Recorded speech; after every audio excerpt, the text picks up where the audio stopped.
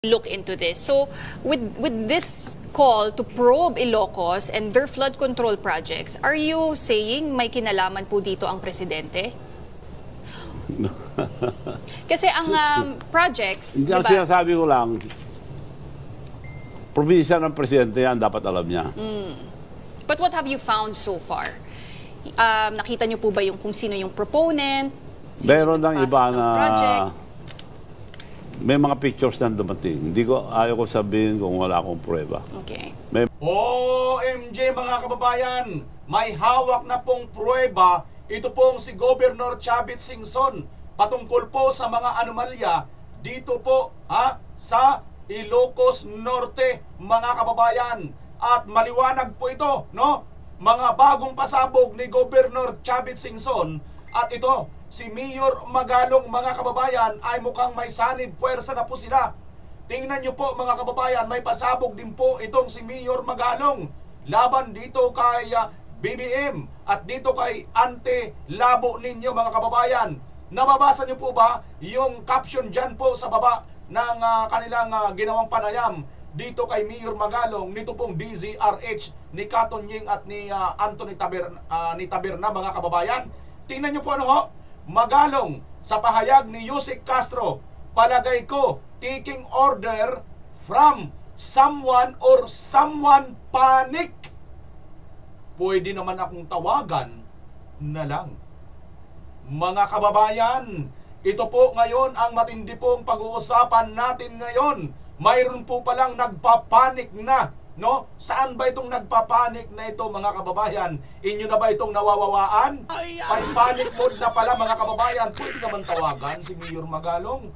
Pwede naman kausapin si Governor Chavit Singson.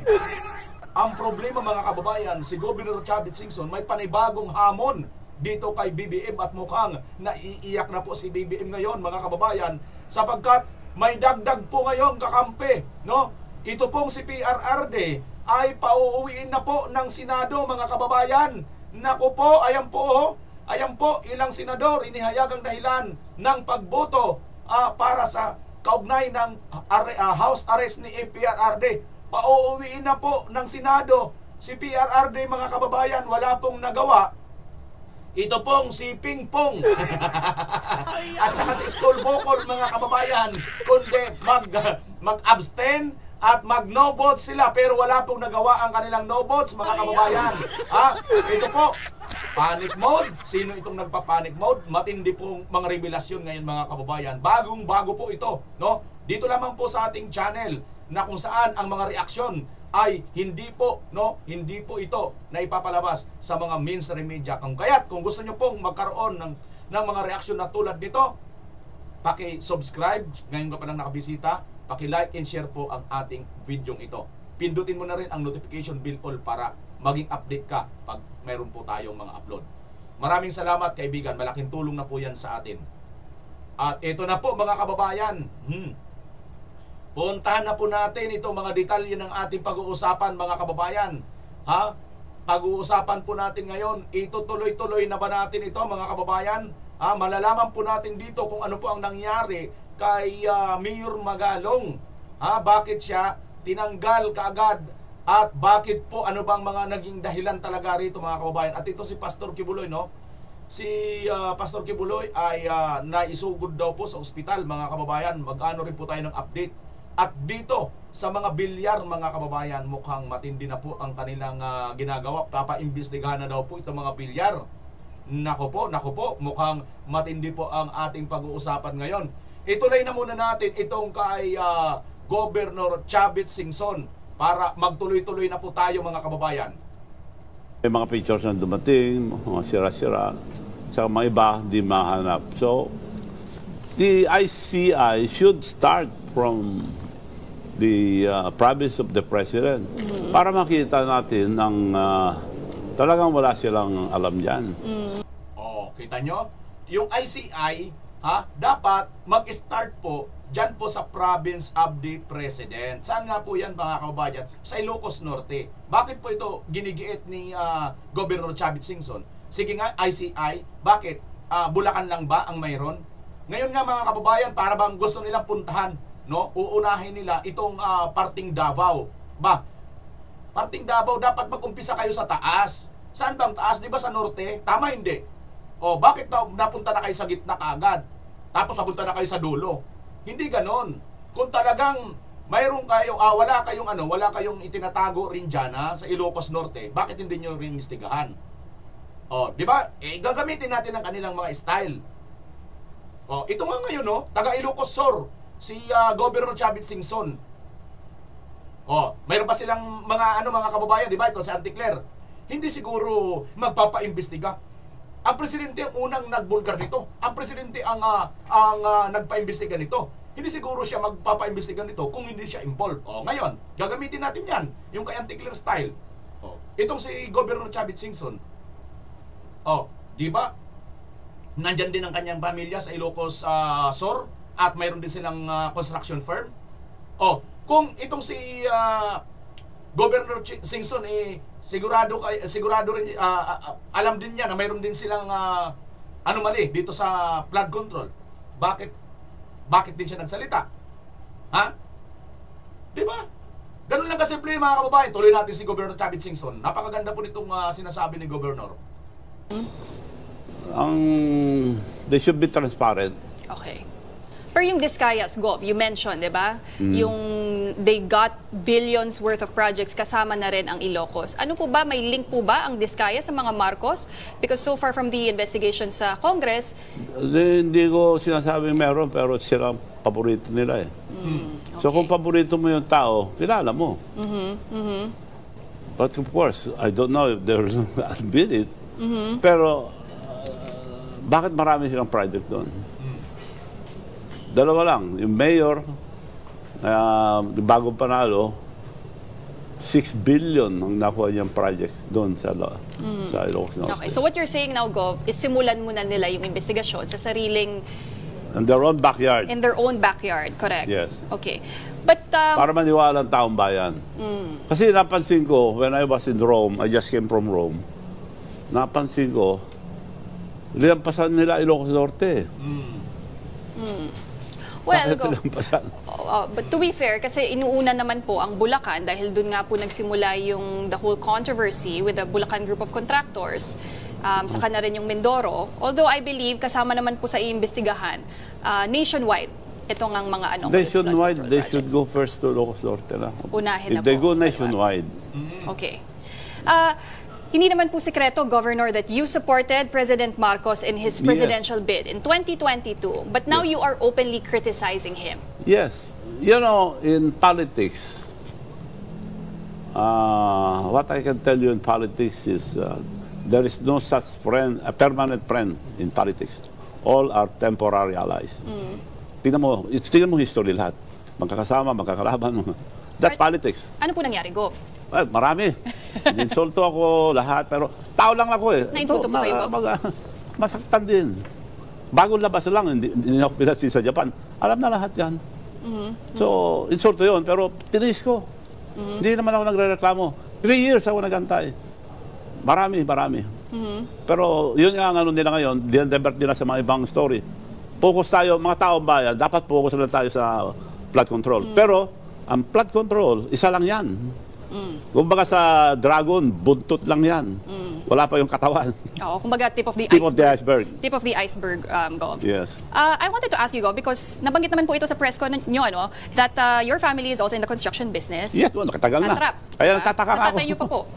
Yes, but national project and foreign funded project. Okay.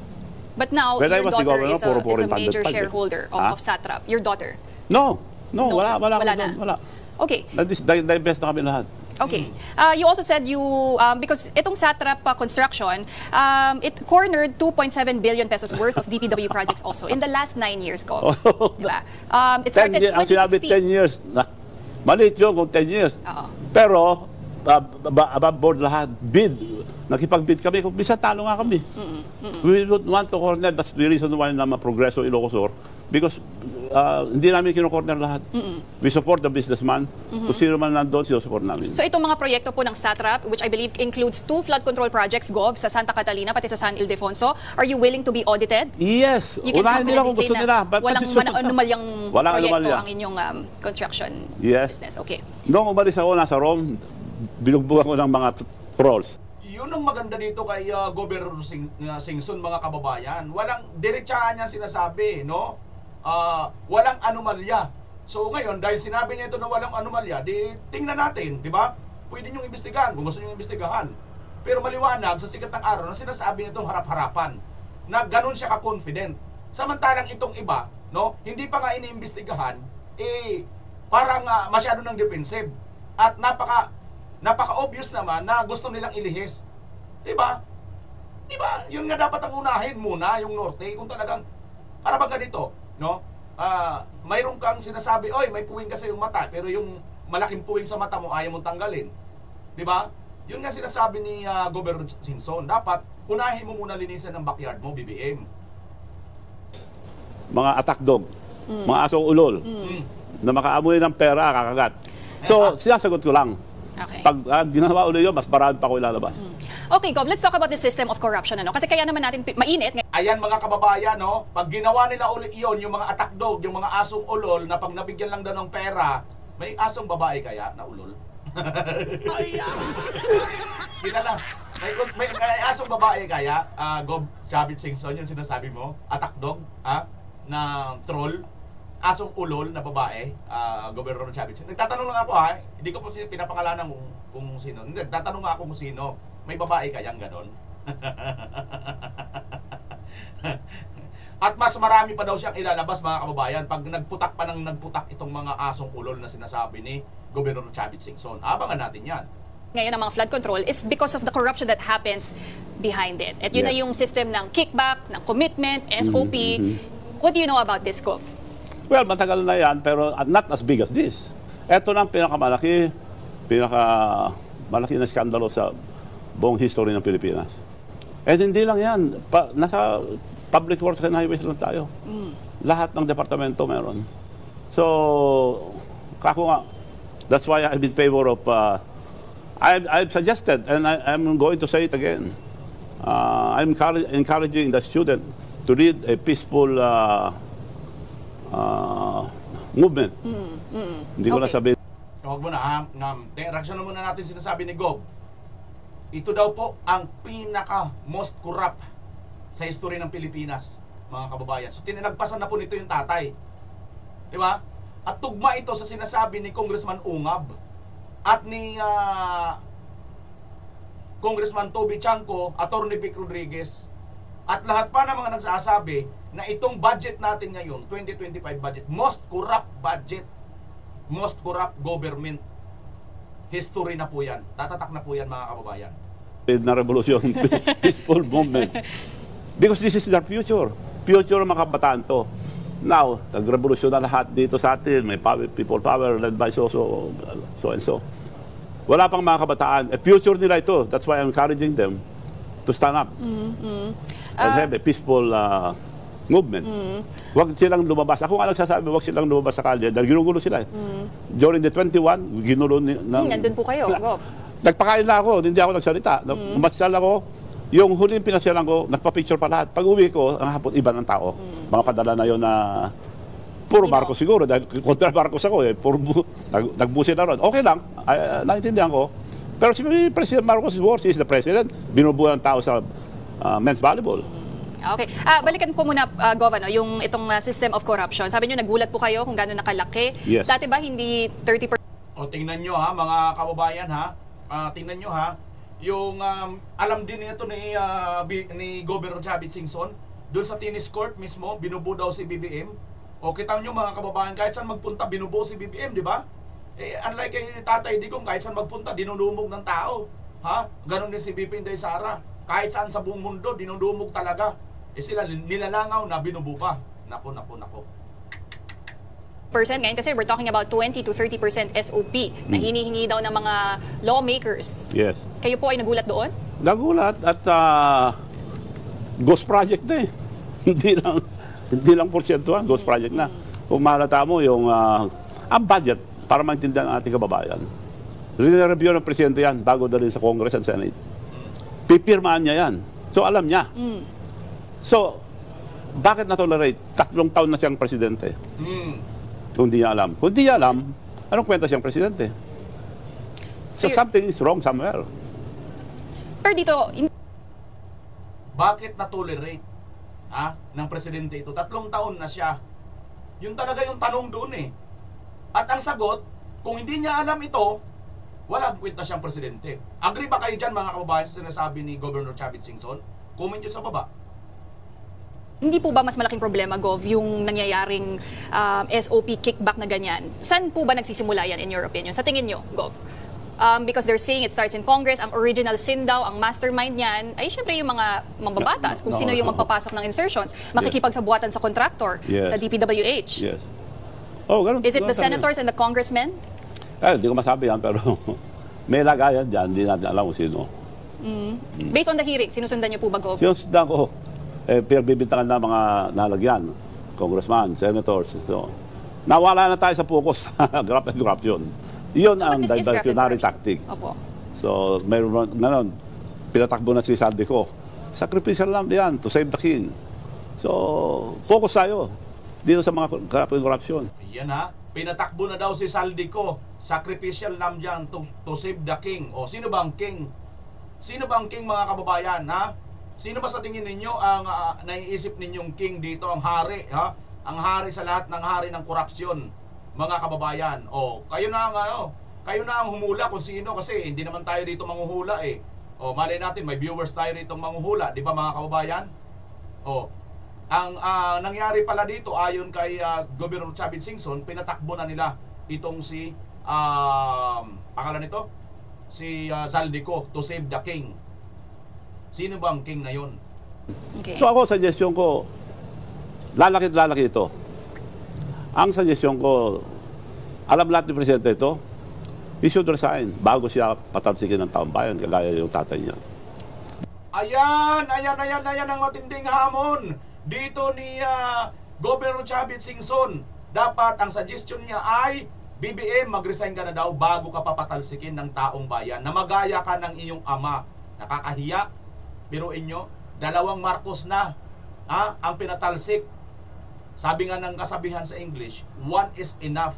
Enough na po yung Marcos Sr. na naging mandarambong sa bansang Pilipinas. Napangalawahan pa, 2 is too much na, mga kababayan. 1 is too enough, 2 is too much, 3 is kabubuhan, katangahan, katarantaduhan, kagaguhan, mga kababayan. Yun na po yun, di ba? Pangatluhan pa talaga. Dahil marami na, they're just silent. Marami nang nagagalit ang tao sa mga nangyayari. Dahil ito na pinakamalaki. Bakit na-tolerate for 3 years? In his term alone to. Term niya to. So, Gov, what exactly are you accusing the President of? Is it lack of oversight or tolerance? Or do you think may pagko-cover up? Oo. Yung last hearing lang, napanood ko, I was in Rome. Linampasan ng Ilocos Norte. Wala rito. Okay, pero Gov, at the same time, kita nyo mga kababayan? O, di ba? Ako lang ba? Tayo lang ba ang naka-obserba doon? Senator Marcolita lang ba? Di ba? Nilagpasan ng Ilocos Norte at sinasabi ni Diskaya mismo, inaamin niya nandoon yun. Kaya lang, hindi niya binasa. At sinasabi niya, ito daw ay kanyang nalagpasan lang. Nalagpasan lang o talagang sinadyang nalagpasan. Tapos biglang papasok si Lacson, mga kababayan. Di ba? Di ba? Kasi kung talagang interesado, kung talagang desidido ka BBM na malinis talaga, bakit hindi mo sinasama ang Ilocos Norte? Bakit mo kung may pagtatakip? At bakit pati mismo itong Diskaya, mayroon siyang nilagpasan? Sino? Ito nga mga kababayan ang masasabi natin na si Marcolita talaga, credible talaga siyang may hawak, no? Credible ang kanyang paghahawak nung Blue Ribbon Committee nung kanyang kapanahunan pa. Bakit? Kasi tingnan nyo kung talagang dinidiktahan niya at iniiskripan niya itong mga Diskaya, sana, ay teka lang, sandali, Diskaya, number 13, nilagpasan mo. Bakit mo ito nilagpasan? Bakit hindi mo ito binasa? Nandito yung Ilocos Norte lugar ni BBM ang laki-laki na nga nakuha nyo rito. Kulang-kulang kalahating trilyon 500 billion sa loob lang ng 3 taon sa termino lang ni BBM. Ayon dito kay Governor Chavit Singson, may mga ebidensya siya. Di ba mga kababayan? So ngayon ang nangyayari, mayroon talagang mahiwagang galaw ang Senado, no? Bagamat hindi pa siya noon hindi pa noon si Lacson ang chairman noon, si Marcolita pa lang, mukhang may gumagalaw na, mga kababayan. Yun ang magpapatunay na napaka-independent nito pong si Marcolita at hindi siya nagdidikta ng mga witnesses na pumupunta diyan. Ang tanong din, why would the President launch this whole investigation into flood control anomalies kung sangkot siya? If it will trace back to him. Inunahan niya yung maglalabas. May maglalabas na eh. Inunahan na niya. Yun, booking na booking si BBM dito, mga kababayan, ni Governor Chavit Singson. Kasi yun nga, di ba, ang pinapagyayabang ni Anti-Clear ninyo na sinasabi, bakit kung siya talaga ang mayroong nito, bakit kailangan niya ito ilabas? Ang sagot pala dyan, inunahan niya kasi mayroon nang maglalabas. Mayroon nang maglalabas. Sino kaya yun, mga kababayan? No? Nangyari ka maglabas, pero hindi siya makalusot dahil meron siya sa Ilocos Norte. How? Yun na naman, mga kababayan. Hindi siya makakalusot. Kunyari, inunahan mo pala, BBM, ang paglalabas nitong mga baho, nitong flood control corruption, no? Flood project corruption na ito, flood corruption nga, no? Sa iyong administration, kasi ayon kay Governor Chavit Singson, ikaw mismo sa Ilocos, marami ka rin ganyan. Yari ka na, BBM dito. Come na nandun yung the Diskaya have 421 projects all over the country. Ang Ilocos Norte have 38 projects. So dalawang favorite contractor nila. Alam naman, hindi nila kilala. So, kung i-compare mo sa Ilocos Norte, wala kami sa flood control. So, ang liwanag na, hindi ko sinasabi na sila, pero bakit paborito yung dalawa? Yung mayor na lilaban, yun ang 6 billion ang kontrata niya sa Ilocos Norte lang within 3 years of President Marcos. So, you're talking about parang Mayor Brian Alcid. 1 plus 1 to maintindihan mo eh. Bakit na-tolerate? Bakit paborito nila itong dalawang kontraktor? Pero are you willing to... Sandali mga kababayan, sinasabi ni Governor Chavit Singson, yung mayor na nilagay ni BBM, actually, alam nyo kung bakit, paano patunay na si BBM naglagay dyan? Kasi yung mayor dyan dati ay pinsan nila. At yun ngayon ang kinalaban ng nilagay ni BBM na mayor. At yun ngayon ang nanalong mayor na nilagay nila na nakakuha daw ng sa loob lang ng 3 years, nakakuha ng ilan? 6 billion.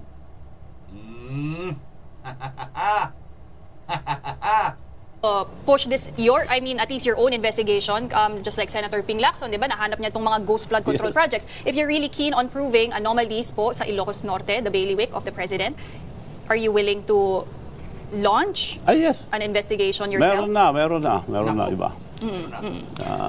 Nagsasabit na yung mga tao, nagsasalita na yung mga tao. Ito, Gov, matagal na nga po kayo sa politika. Yes. And right now, we are in the midst of... Mayroon na, tinanong nito kung katulad di ba ng Senator Lacson, mayroon din ba kayong ilalabas? Sabi naman niya, mayroon na. Natamimi naman itong angkor na nagtatanong, mga kababayan. Hindi niya na pinalo up. Kung mayroon na, ano yun, Gov? Di ba dapat ipalo up niya yun? Ano ang mga ebidensya na nakuha nila?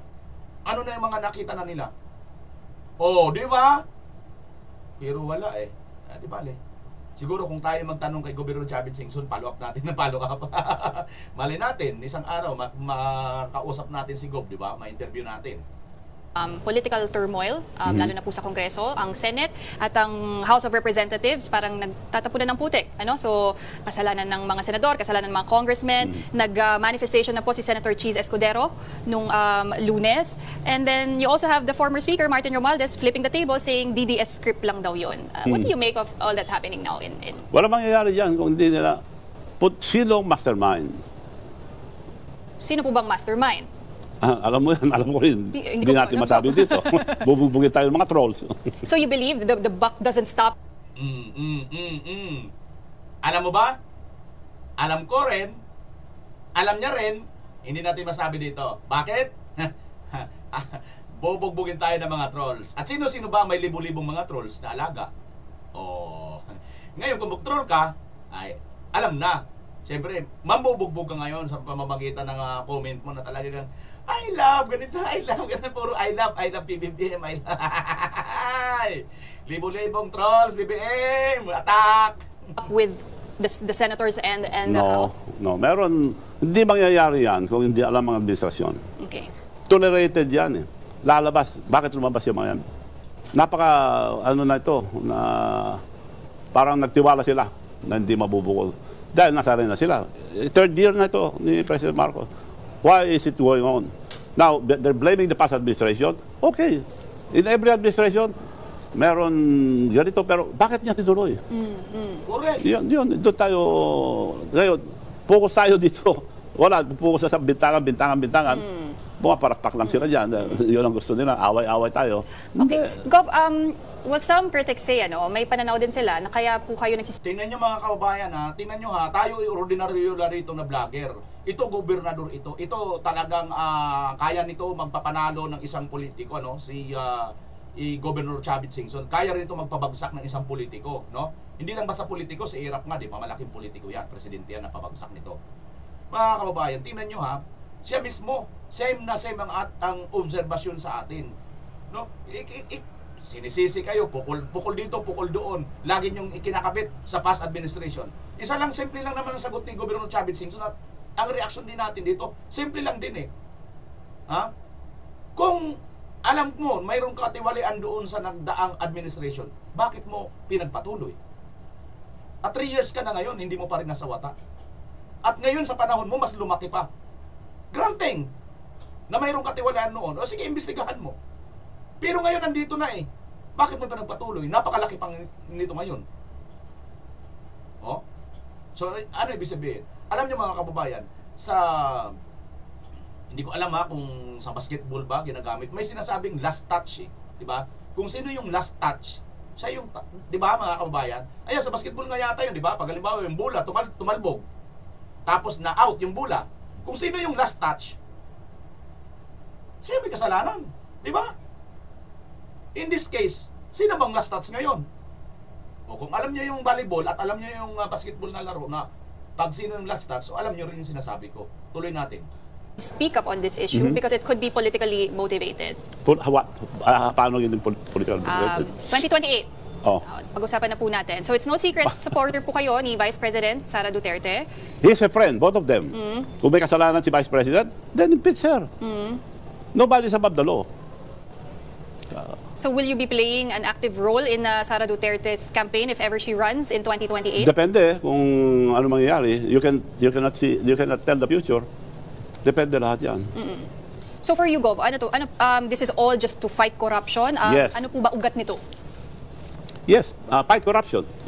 But,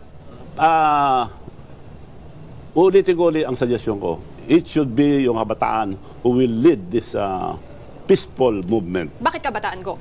Dahil Why do kung you believe? kami, may mga putik na binabato na, politician. Ako, open book. Kung may kasalanan ako, kung totoo lahat yung sinabi nila, pakukulong ako. Kung may diferensya yung construction namin, pakukulong. Sino man ano doon. Okay, pero Gov, the Palace is considering, based on your remarks po kasi, Yes. mukhang baka inciting to sedition daw po. Ikulong nila kung gusto nila. They can kill me if they want to. But nasabi ko lang gusto ko, para malaman lang taong bayan. So They for you, you're not can do inciting anything. to They're sedition. very powerful. Pero baka mas masama pa sa tatay niya mangyari sa kanya. Kung hindi siya tumino.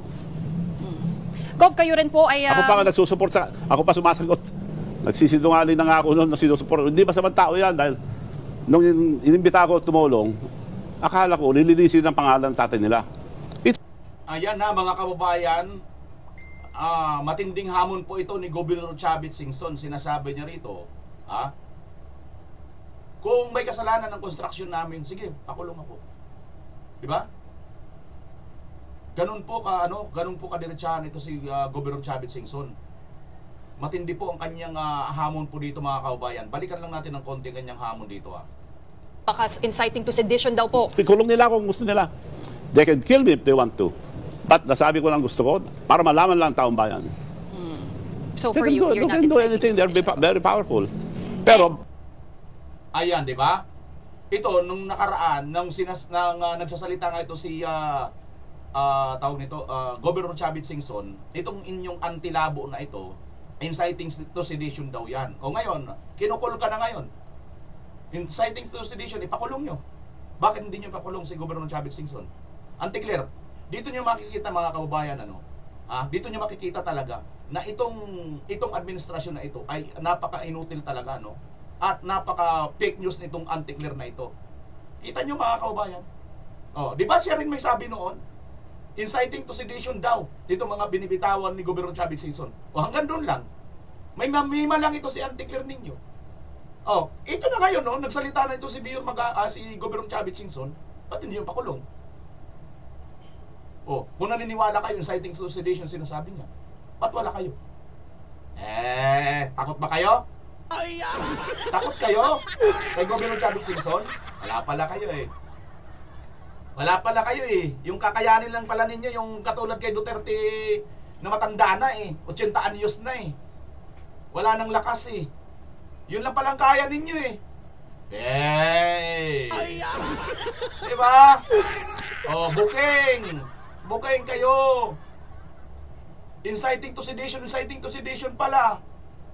Kung mga maliliit lang na mga vlogger, kung mga maliliit lang na tao, pag nagsalita tungkol dito sa administrasyon na ito, inciting to sedition, kakasuhan nyo kaagad, pahuli kaagad, pakulong kaagad.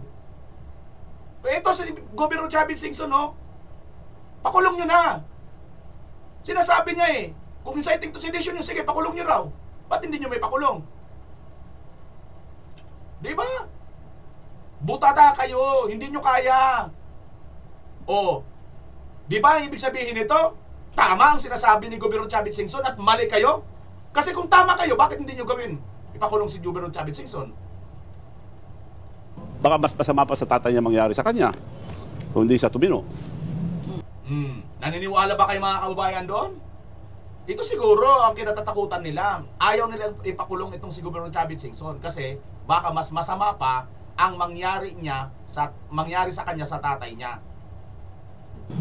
Gov, kayo rin po ay... Ako pa nga nagsusuport ako pa sumasagot. Nagsisinungaling na nga ako noon na sinusuport. Hindi masamang tao yan dahil nung inimbita ako tumulong, akala ko lilinisin ang pangalan ng tatay nila. It's worse now than what happened. How so? Ha? How so, Gov? Paano? Bakit mas worse sa opinion nyo ngayon? Wala ganito Pangalan ng nung Marcos panahon ni old President Marcos. Senior? Walang ganitong kalaki. Milyon-milyon lang. Ngayon, trilyon lang ang mga project. Under the administration. Under the administration of Okay. Marcos Jr. So where do you see this going, Governor? Ano ang kahihinatnan nitong mga investigasyon ng inyong panawagan na magsimula sa Ilocos Norte? You are asking the youth to start a movement, asking the President to resign. Nobody's above the law. Dapat lahat ang may kasalanan maparusahan. Pero by President Marcos, Bongbong Marcos, to continue, wala na siyang karapatan dahil dito lumabas lahat eh. Ang laki na ito. Nagsasalita siya na siya pang naglabas lahat. Siguro may Alzheimer o nakalimutan niya, damay ang probinsya niya. Ngayon, tinatakpan nila. Ang liwanag naman tinatakpan nila eh. Bakit di umpisan? Bakit di galawin ng Ilocos Norte ngayon? Bakit nung Senate hearing, linampasan ng Ilocos Norte? Ang liwanag eh. Are you willing to join the hearings? Parang may reports na baka kayo daw po ay maimbita. Yes. Tawagin nila kung gusto nila. Okay. Message na lang po. Go. Yeah. What is your message to the President and the public? Well, maawa sana sa ating bansa ang President Marcos. Bongbong, you should resign now bago kasi patalsikin ng taong bayan. Dahil galit ang tao. You don't know, silent na ang tao. Marami na pong galit. Dahil ito na pinakamalaki. At hindi lang ito This is just the tip of the iceberg. Isang departamento lang ito. Dito na pinakamaraming graft and corruption na administration. Other departments that should be investigated, Go. Mabilis lang, mabilisan. Ibang departamento bukod sa DPWH. Top of mind. Isa lang, marami. Pero dalawa, give me two. Dadami ang babato sa akin. Next time na lang. After Maraming na lang ng next time. interview. Maraming mga ulol na aso dyan na pakaamoy ng pera, kakagat. Ayun. Okay. For now, thank you very much for joining us this morning and for all those insights. That was former Ilocos Sur Governor Chavit Singson. Maraming salamat din. Ayun mga kababayan. This is just a top of the iceberg, mga kababayan. At ito, no, inuulit-ulit talaga ni Governor Chavit Singson ang kanyang panawagan. Mag-resign ka na lang, BBM, no? Kasi nga, hindi mo talaga kaya na ito. Wala nang nagiging maayos dito sa ating bansa ngayon. Sa inyo pong administration ito na matindi pong korupsyon. At bakit nilagpasan sa investigasyon ng Senado ito pong Ilocos Norte, na doon pala ay kalahating trilyon ang nakuha pong flood control projects ng mga Diskaya. Tingnan nyo mga kababayan, anong nangyari dyan sa Ilocos Norte. May balita pong ganito, panoorin nyo po mga kababayan. Patay ang isang babaeng project engineer ng isang pribadong construction firm mula sa barangay San Marcelino, Dingras, Ilocos Norte matapos pagbabarilin malapit sa kanilang tahanan sa sitio Nagmarkaan dakong alas 8 Biyernes ng gabi. Ayon kay Dingras Police Chief Ayan mga kababayan, mayroon daw pong natege na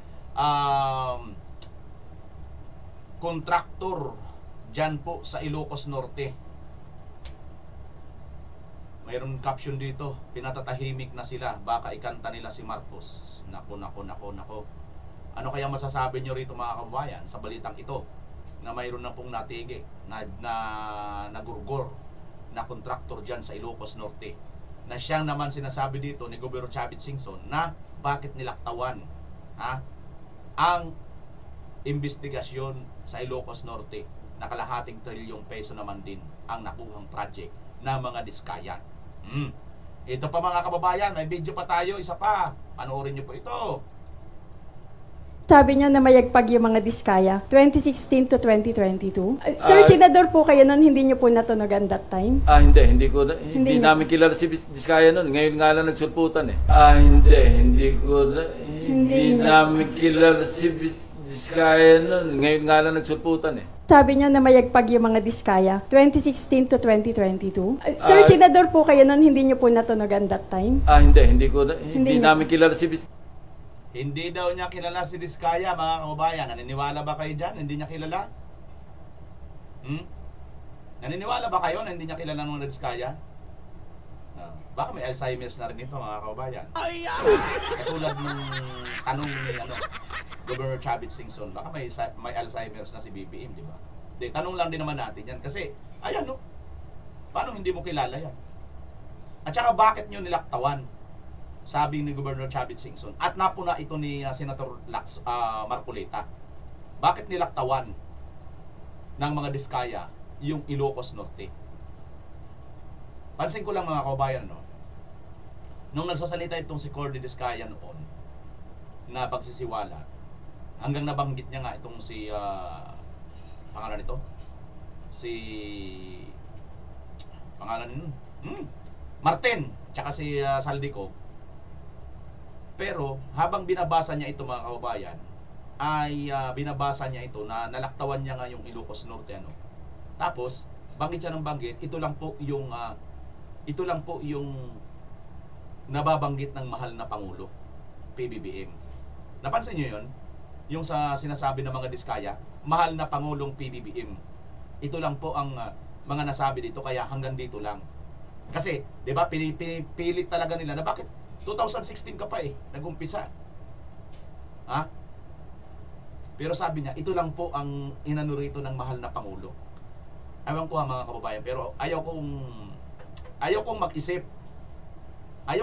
Pero pakiramdam ko, nung natuklasan natin na mayroon silang nilaktawan, para bagang doon sa pagkakasabi niya ng mahal na Pangulong PBBM, ito lang po yung present niya rin. Ito lang yung present namin kasi ito lang yung mga nababanggit ng mahal na Pangulong PBBM.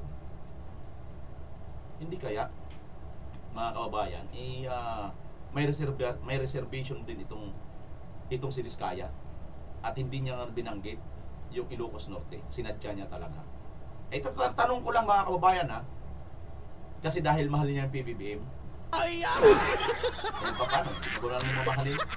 Kalahating trilyon doon sa lugar niya, sa lugar ni Charis.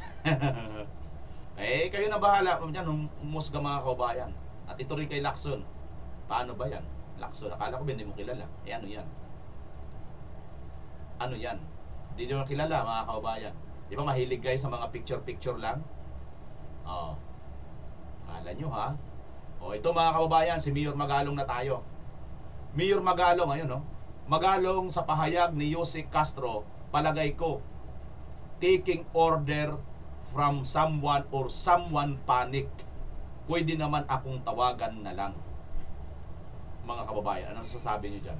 Ang gusto nyo sana humarap kayo sa House of Representatives eh. Naalala Yes, nyo? oo. May statement pa nga kayo na parang mas gusto nyo humarap sa House kaysa sa Senate. Yes, oo. At pinag-usapan naman publicly na ang sabi doon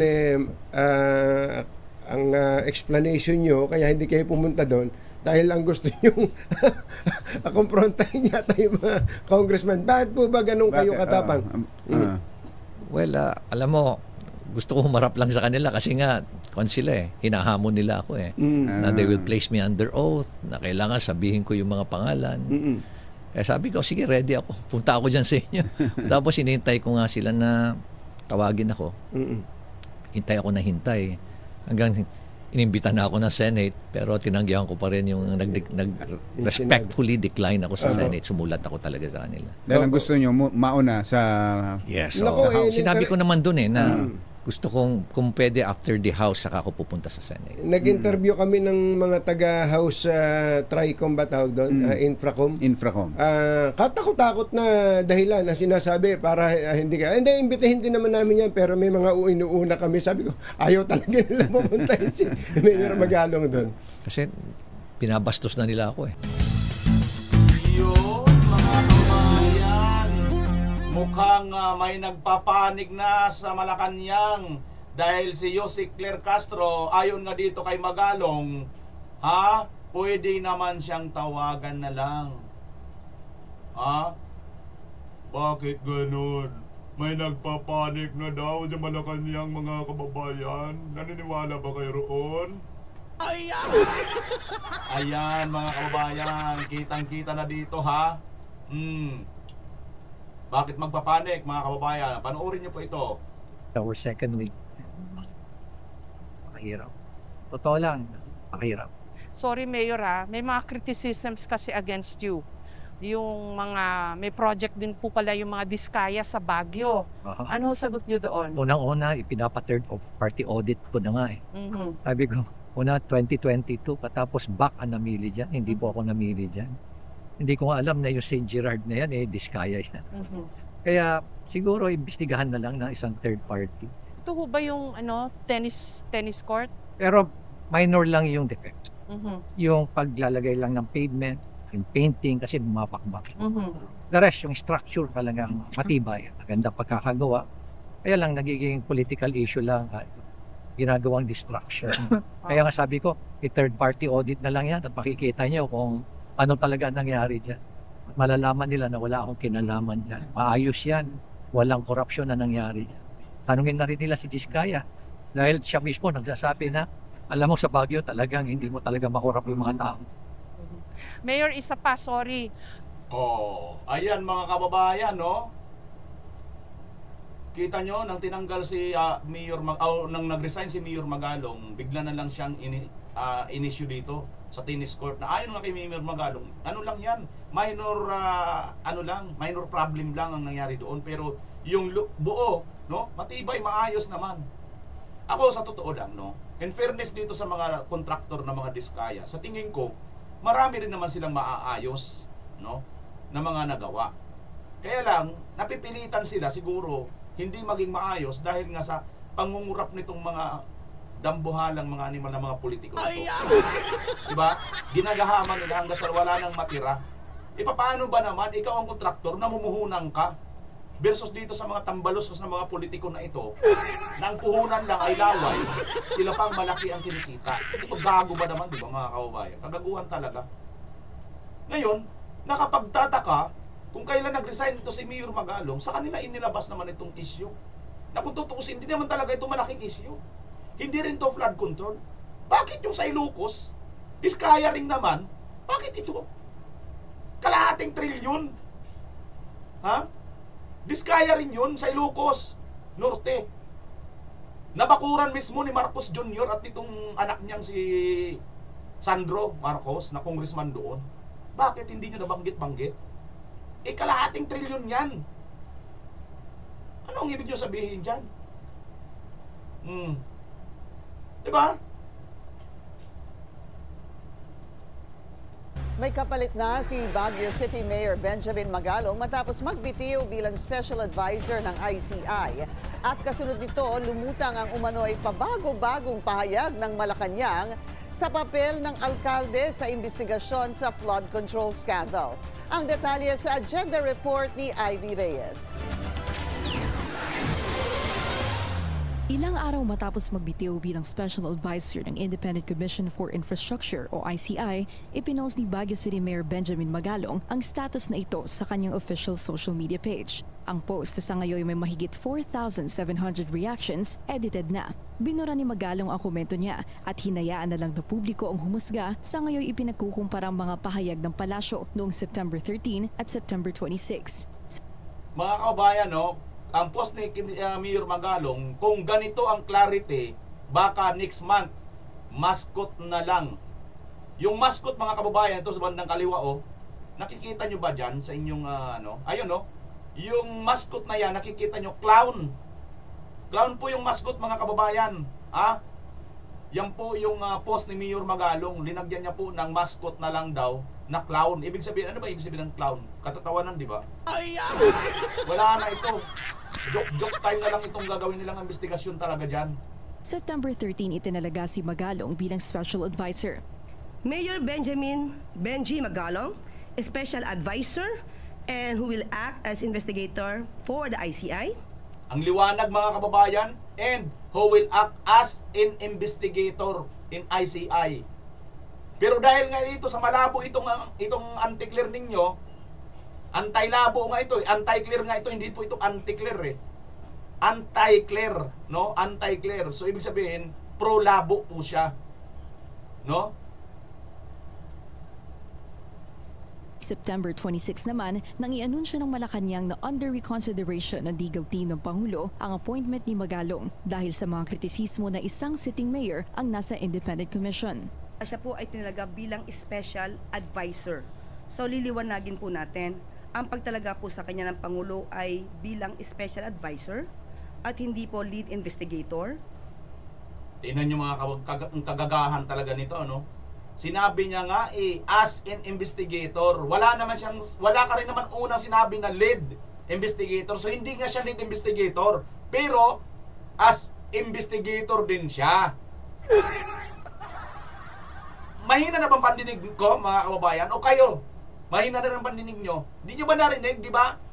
Ang una niyang sinabi, as investigator. Dito ngayon, hindi siya lead investigator. May pagkakaiba doon. Una, wala kang unang sinabi na lead investigator. Pero may sinabi ka as investigator. Ano ba talaga? Anti-clear ang ano mo? Or in any other form na pag-iimbestiga. Hindi po siya naitalaga sa...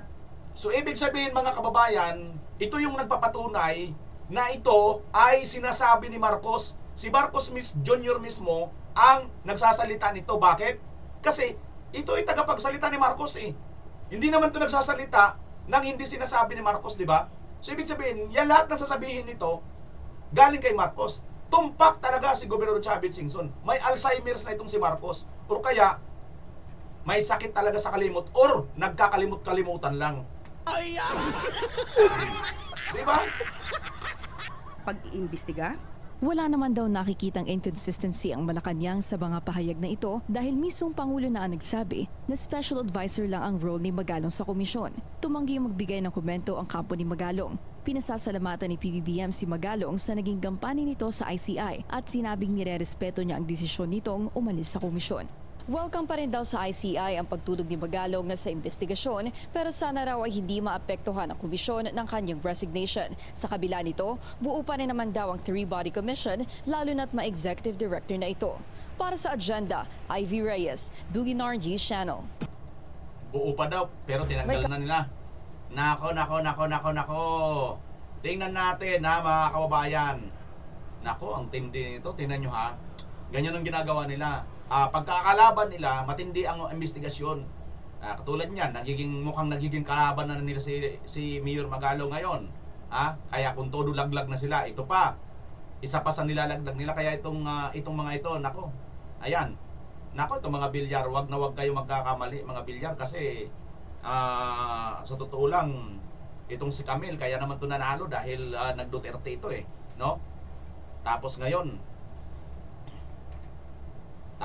bigla na lang, nang nagkabutuhan na dyan sa Senate Presidency, bigla na lang nawala ka sa dalawa kayo pa naman ni Aimee, di ba? Mabuti-buti na lang si Aimee, kahit ganun yun, kahit papaano, hindi pa rin bumibitaw. Iniimbestigahan na rin ng Department of Justice ang 3 miyembro ng pamilya Villar dahil sa bilyon-bilyong pisong infrastructure project. Ang kontratista raw kasi niyan, pinsan ni Senator Mark. Ang Independent Commission for Infrastructure naman, ipatatawag na rin ng senador para sa sarili nilang investigasyon. Nasa frontline ng balitang yan si Gio Robles.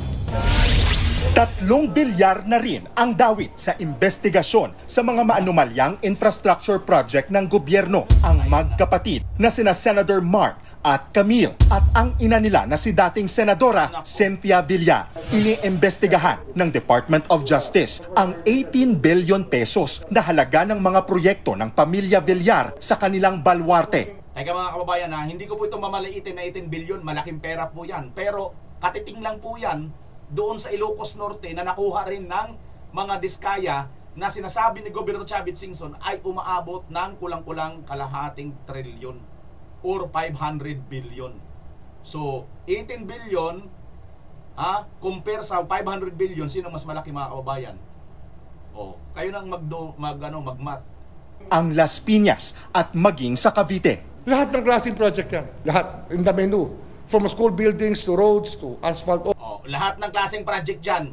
Di ba doon sa Ilocos Norte, kita niyo pagkabayas itong si Remulla talaga mga kababayan, Di ba? Sa Ilocos Norte, 500 billion lahat ng klaseng flood control nga yun nakakuha nga sila doon Ba't wala kang lumalabas na Dahil ba ito sa gusto nyong hawakan din ng mga bilyar? Gusto nyo rin? Kasi alam nyo, mga bilyar, supporter ng mga Duterte. Tingnan natin. Overlay to revetments. Isa sa mga titignan ang conflict of interest na posibleng nilabag daw ni Senator Mark noong siya pa ang kalihim ng Department of Public Works and Highways mula 2016 hanggang 2021. Ang kontratistang pinsan daw kasi ni Senator Mark ang nakakuha ng mga naturang proyekto.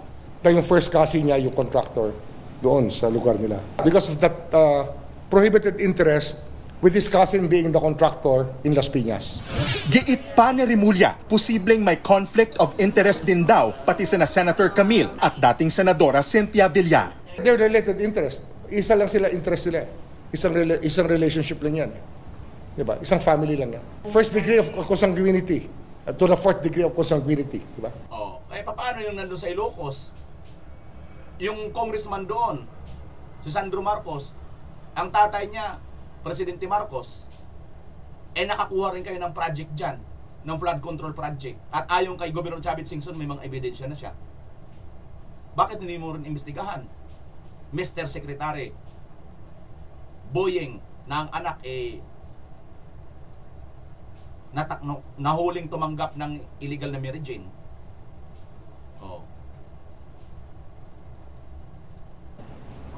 O third degree pa. From Cynthia to the contractor's third degree. Sakaling mapatunayang may conflict of interest nga, ayon sa DOJ, ay malinaw na paglabag ito sa Code of Conduct and Ethical Standards for Public Officials at Anti-Graft and Corrupt Practices Act. Wala pa namang pahayag ang pamilya Villar. Bukod sa mga Villar, nasa 200 mambabatas, dati at kasalukuyang opisyal ng gobyerno at iba pang kontratista ang iniimbestigahan ng DOJ. Kasama dyan yung mga tinatawag na kontratista o mga congressman na kontratista pa. Ayon kay Remulla, 67 na ang napatunayang mga kontratista. Ang mas nakakabahala pa ayon sa kalihim. Everybody knows about it in Congress. I don't know if that's known to them or it's just the impunity of it all. That people don't care anymore if it's against the law because no one's going to run after them, they think. Posibleng madagdagan pa raw ang bilang ng mga iniimbestigahan. Doon sa mahigit sa isinta, sana nandun si Saldico at saka itong si Martin Romualdez. Pinangalanan sila, di ba mga kababayan? Pero pagka hindi yun masama doon, ay ewan natin kung maniniwala rin kayo dyan, kay Remulla. Ng DOJ. Samantala, kinumpirma rin ng Independent Commission for Infrastructure na kabilang sa mga nakapilang imbitahan nila sa kanilang investigasyon ay si Senator Mark Villar. That's a possibility, yes. Because he was a former secretary of the DPWH, right? I will let you know when we will be inviting Senator Villar. Nakapila ring imbitahan ng ICI si dating House Speaker Martin Romualdez habang naipadala na ang imbitasyon para kay dating Senate President Cheese Escudero. Nagbabalita mula sa Frontline, Gio Robles. Yan. At sana ano nyo rin, i-public nyo rin yan. Hindi po pwedeng kayo lang mag-usap dyan. Ano yan? Mikos-mikos lang? O, di ba mga kababayan? Kayo ba? Comment na kayo mga kababayan kung di ba kasi nagsabi na i-private lang ito, hindi pa paalam sa publiko, napakawalang kwenta niyan pag nagkataon kasi alam naman po natin diyan nangyayari yung mga insertion, yung mga pasukan, yung mga pasingit, di ba? Di ba, tingnan yung bycam, private yan. O, anong nangyayari?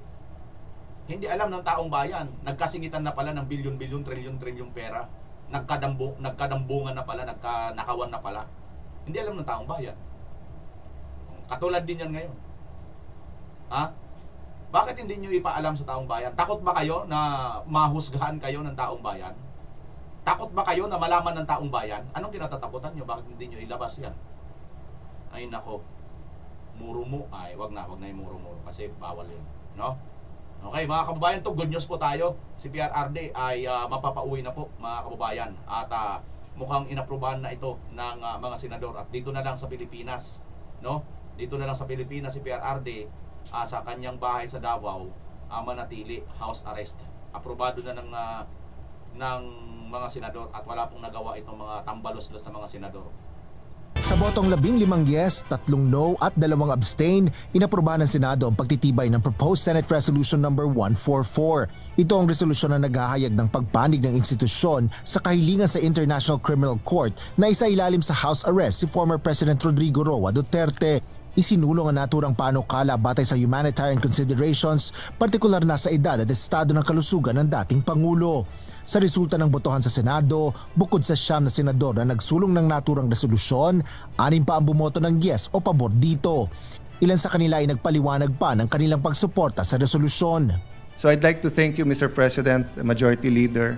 I'd like to thank our colleagues that we took this up today, but I'd like to appeal to the Palace na pag-aralan din nila. Just on that humanitarian, huwag nyo nang pansinin lahat ng tumitira o nagsasabi sa inyo o sa politika. Ang punto dito, he's a citizen of our country, he's 80 years old, he needs medical attention, he needs his family, he needs people to talk to. Ginawa ko na lang po 1-page resolution, just showing in view of his age and deteriorating health, asking the ICC, we're just appealing to the ICC, to allow it within the rules. It's allowed within the rules. As a matter of fact, there has been instances in the past that they granted this kind of privilege to persons with deprived of liberty. All of the medical information collated leads to an overwhelming conclusion that Mr. Duterte suffers from significant cognitive deficiencies that affect his memory, his daily executive functioning, his visual constructive abilities, and his orientation to place and time. This is concluded simultaneously by a neuropsychologist instructed by the medical officer of the ICC Detention Center. If the ICC truly claims to uphold the dignity of every human person, then it must not deny this humanitarian plea. Hindi na po bale na siya ay tunuring kong kaibigan nung siya ay mayor pa ng Davao City. Hindi na po bale na kami nagkakasagutan madalas nung siya ay naging Pangulo sa mga isyu ng polisiya, tungkol sa katiwalian, tungkol sa kanyang pulisya sa paglaban sa droga. Hindi na po bali lahat yun. Sa akin lang po, for a fellow Filipino na nando sa napakalayong lugar at nakakulong, I vote yes or in favor of Resolution number 144. My vote is guided by humanitarian considerations. Former President Duterte is now 80 years old.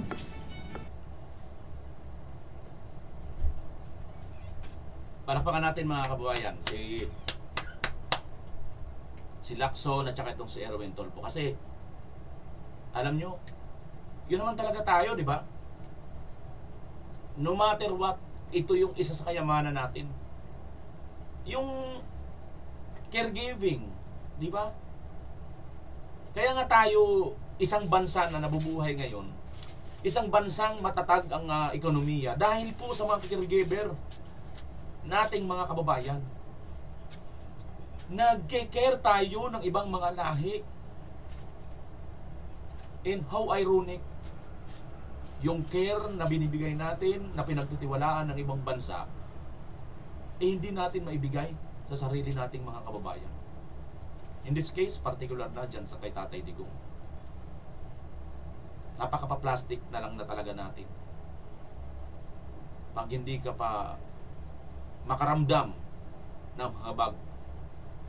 Alam niyo sa Biblia, mga kababayan, pag-uusapan yan. Hindi ko na lang maano kagad yung talata anong verse, pero alam niyo yung mga ganyang edad na ano na yan nasa takip silim na yan Kumbaga, sabi nga ng mga kanta-kanta, langaw na lang ang piperma. Di ba? Alam natin yan. Pag umidad na ang mga Pilipino ng 70 to 80, alam na po natin yan. Na anytime, any moment. Di ba? At sino man sa atin dito na may matinong magulang at matinong anak, matino ang pag-iisip mo, na hindi ka masamang tao, alam mo, ramdam mo na yung awa ba? Habag. Ngayon, kung siguro anak ka ng demonyo, anak ka ng diablo, wala ka talagang mararamdamang habag, mga kababayan. Pero for one thing is for sure, kung ikaw ay naniniwala na may mabuting puso ka at mayroon kang habag sa puso mo, ako, naniniwala ko, si PRRD bilang isang nasa takip silim na ng kanyang panahon, kailangan na rin siya rito. Dahil kahit sino pa man, kahit na si Marcos Sr. Hindi naman si PRRD ang nag-ano doon. Di ba, mga kababayan? Kaya yung mga bumuboto dito ng no, yun yung mga napaka-plastic, napaka-walang puso ng mga tao. Yan ay opinion ko. Di mag-react kayo. Kaya ko naman tindigan ang aking opinion. Walang puso. Hindi kayo Kristiyano. Hindi yan yung turo ng pagiging Kristiyano. Anti-Christian, anti-God po yung wala kayong dalang habag. According to reports, his health is deteriorating. Hindi po itong unang beses sa ating kasaysayan na tayo ay naging mahinahon at makatao sa dati nating mga pangulo.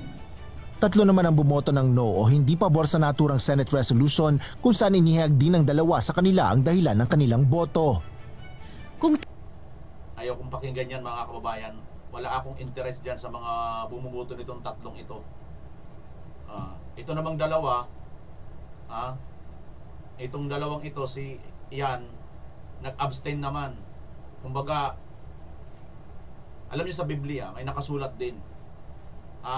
Kung ikaw ay malamig, dapat malamig ka. Kung ikaw ay mainit, dapat ay mainit ka. Hindi ka dapat po pwedeng gitna o malahininga, sapagkat isusuka kita ayon sa Biblia, ayon sa salita ng Diyos. Kaya kailangan manindigan ka. Kung malamig ka, malamig ka. Kung mainit ka, mainit ka. There is no such thing na pumagitna ka.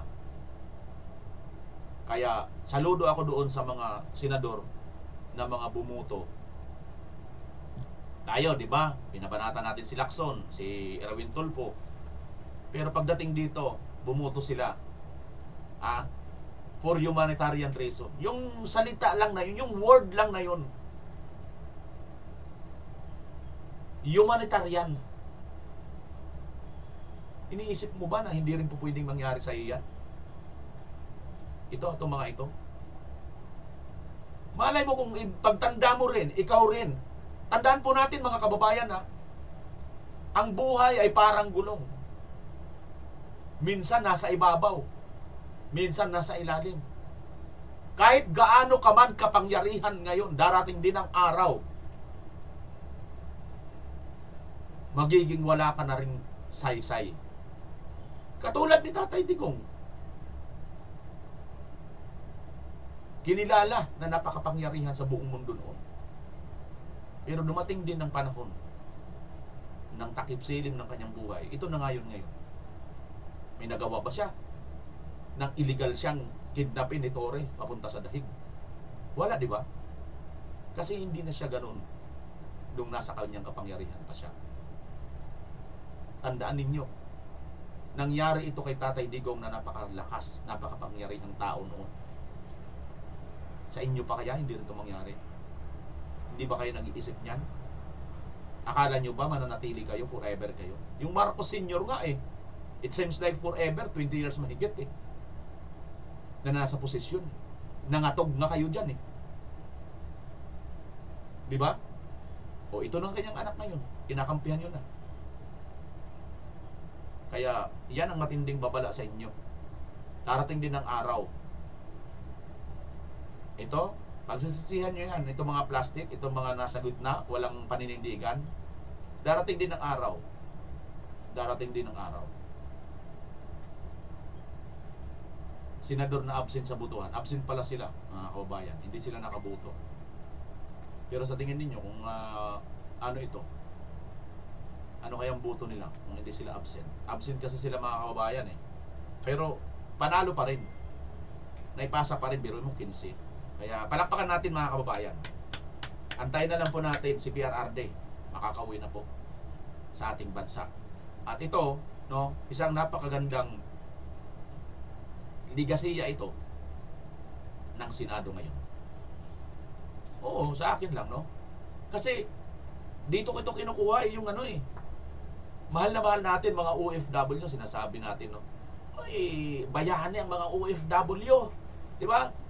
Maraming mga OFW na nakakasuhan, nadidisgrasya, pinapatay, mayroon naka sa ditro.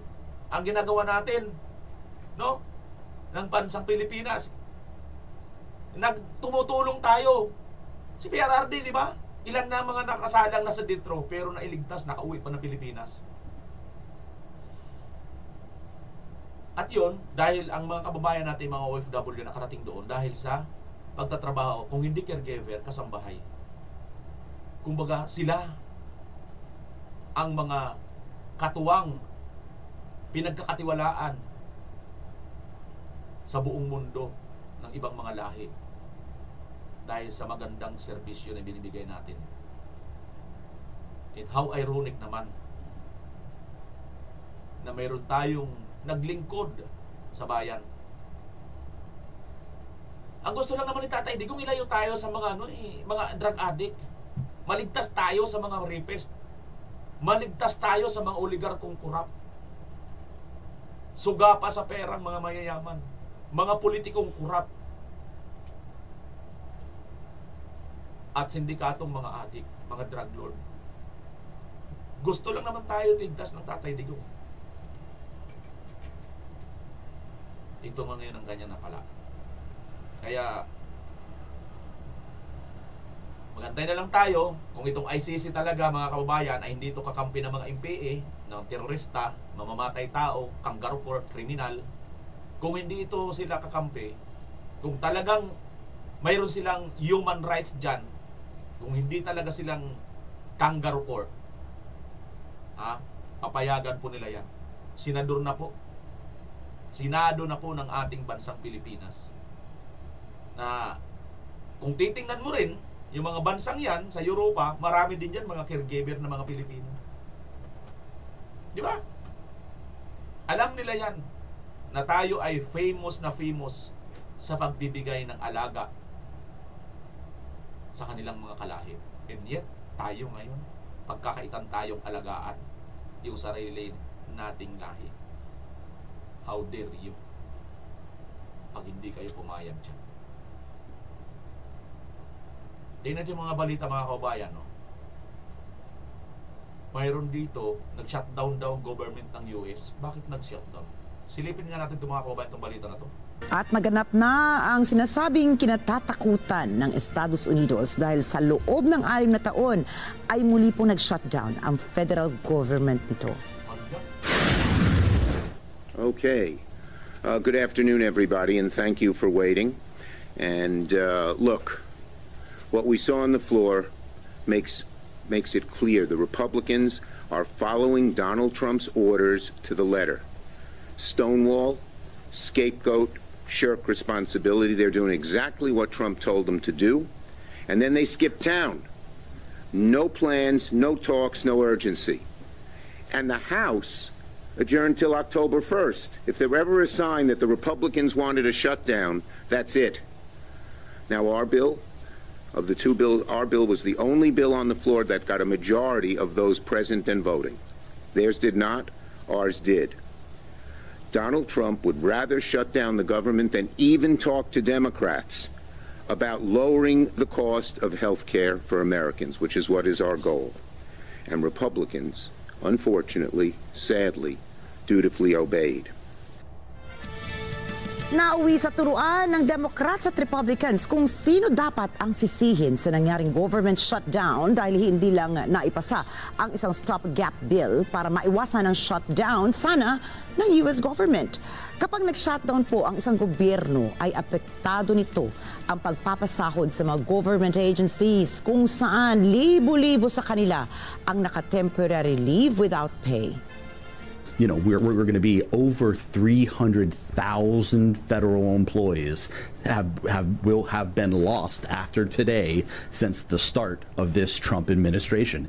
And we don't know what our functionality of government looks like with that level of staff, because the size of the federal workforce has been almost entirely flat for the last 60 years. People have this notion that the federal workforce has grown and grown and grown. It hasn't. It has been nominally the same for 60 years, and as a percentage of GDP, as a percentage of the population, the federal workforce is the smallest that it has, you know, been in generations. Inaasahan naman ng mga analysts na maaaring magtagal pa ang government shutdown ngayon 2025 kung hindi magkakasundo ang Democrats at Republicans na ipasa ang batas na magpopondo sa US government. Ayun. Parang ito yata ang nangyari, mga kababayan. Ito siguro mangyayari sa atin noon. Yung parang nanakot si Marcos Jr. na isa-shutdown niya. 'Di ba? Nang binulgar ito nila Congressman Ungab at saka ni Attorney Rodriguez, Tatay Digong, yung mga blanco, no? Mga blanco sa sa GAA, sa BICAM, di ba? Ito yun, di ba? Di ba may sinabi siya doon, isa-shutdown? Sa tingin niyo, mga kababayan, kung i-shutdown, hindi may lalagay yung pera, hindi mananakaw sana yung budget ng 2025.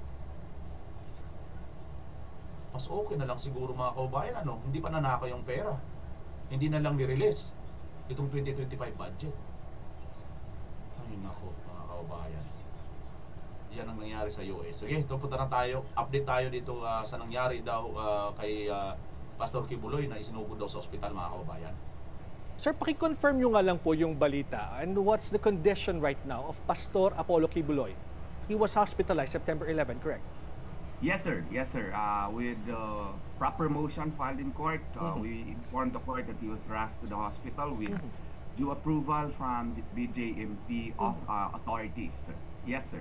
Okay. Ang balita po sa atin ay pneumonia yung naging sakit niya. Paano niya po ito nakuha, sir?